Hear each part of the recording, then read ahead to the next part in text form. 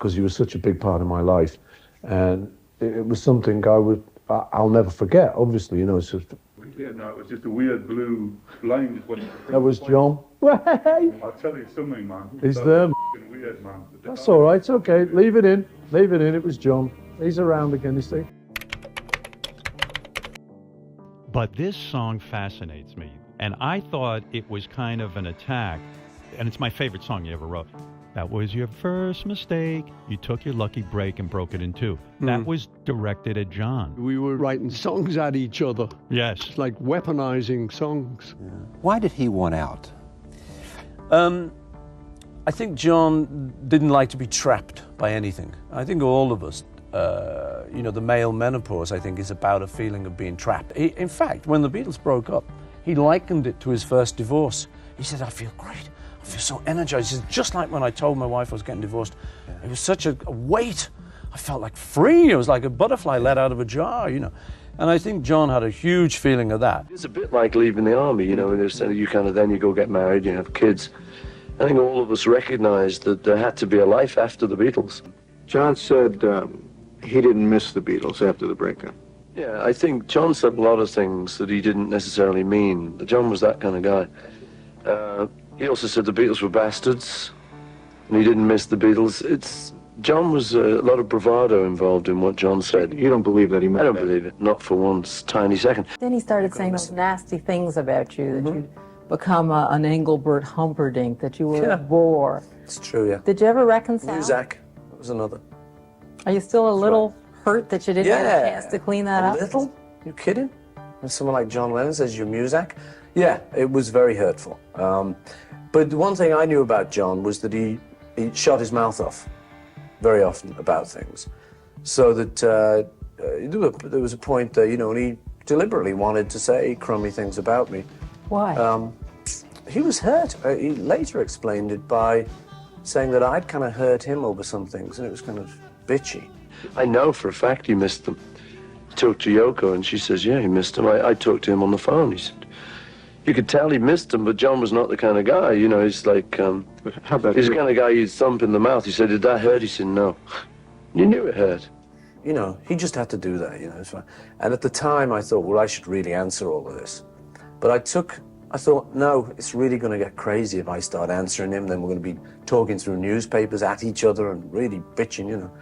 If somebody didn't genuinely love somebody, genuinely care about their feelings about them, they wouldn't go to the lengths, in whatever strange way, that John did to lash back at you. They wouldn't hold a pig on the cover to parody you holding a sheep and ram.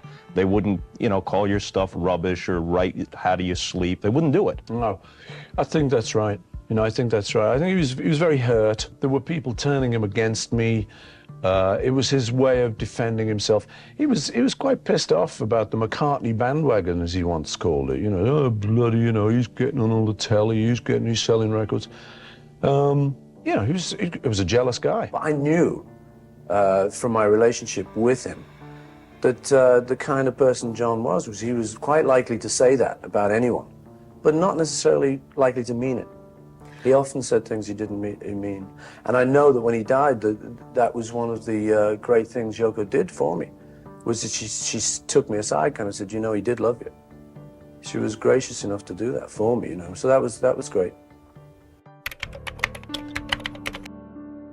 Where were you when he died? I was at home in England.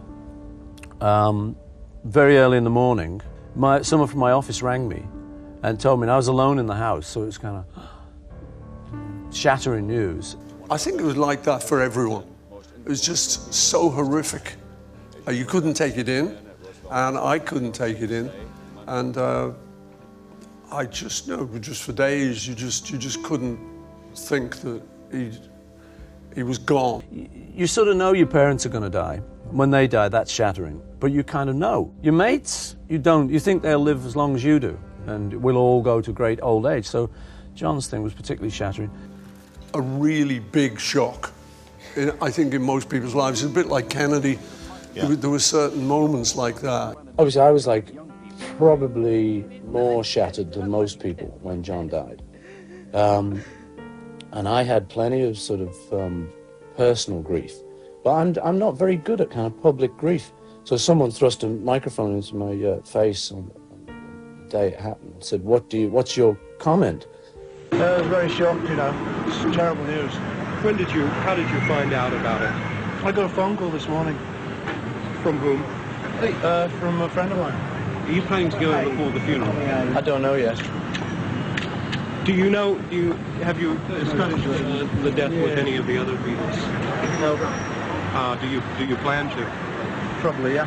What were you recording today? I was just listening to some stuff, you know. I just didn't want to sit at home. Why? Oh, I didn't feel like it. What time did you hear the news? This morning sometime. Very early? Yeah. Go now, yeah? Drag, isn't it? Okay, cheers. Bye-bye. All I could muster was like, it's a drag. And it was like, I couldn't say anything else but that. I just couldn't. Nor could George, nor could Ringo. Nobody came out with any big comments because he was too dear to us. You know, it's just too much a shock, yeah. But of course, then that got reprinted. McCartney, when asked what he thought of Lennon's death, said, it's a drag. John Lennon's relationship with McCartney barely resembled times when they were the best of friends.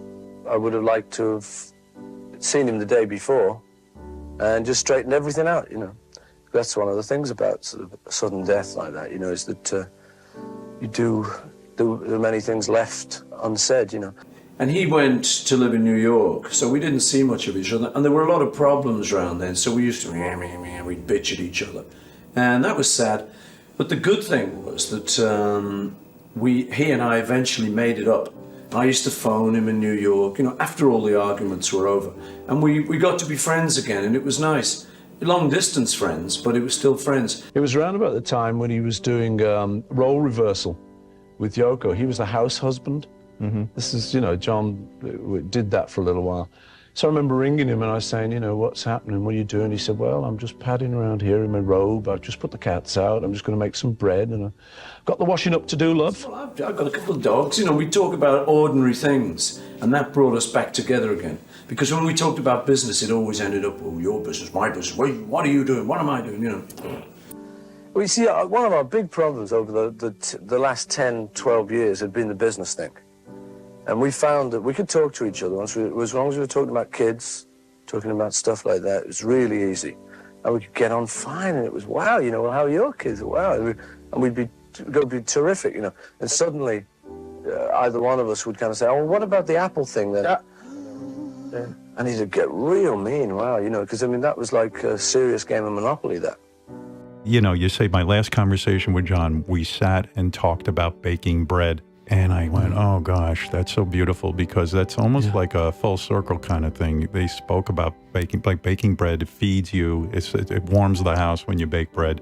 Yeah, it was very special to me that we reached that point, actually, because, you know, you'd had the whole horrible thing of the group breaking up. I think we just realized, come on, guys, we love each other. What are we doing? We're messing around. It was crazy. Business is like that, you know, can be anyway. But it was very good, actually. It was the one good thing when he died was that we had got our friendship back together again. So I was very happy about that. Very sad about his death, of course, like everyone. It was tragic, and it was one of the worst things to ever happen. But at least we'd spoken on the phone, and at least we were friends. So that was a big consolation for me. And I was so glad that we got back to that relationship that we'd always had, you know, when we were kids. We'd lived in each other's pockets for so long that it was great to get back to that. Is it still painful to talk about, John? The main feeling for me is it's not sort of pain or anything, it's just numbness, you know. You still can't really believe it, truth.